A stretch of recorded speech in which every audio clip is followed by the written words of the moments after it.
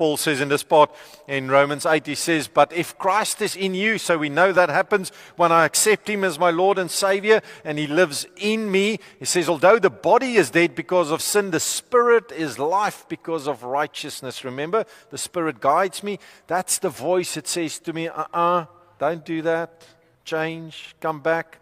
Doesn't make me feel guilty, because guilt and shame is from the enemy. Conviction is from Holy Spirit.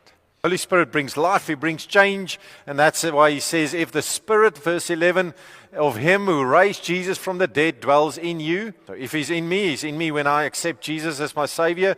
He who raised Christ Jesus from the dead will also give you life to your mortal bodies through His Spirit who dwells in you. So even though this body may die, we will not die. We will be with Christ, and we get a new body.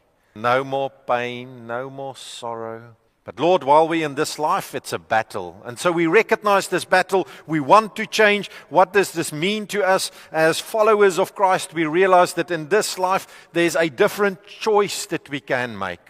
And Paul expands on this when he wrote actually to the Galatians, and he said to them, we must make this choice. And we need to understand this concept. It's a concept of the whole of the New Testament, that we don't change our actions, we want to change our desires.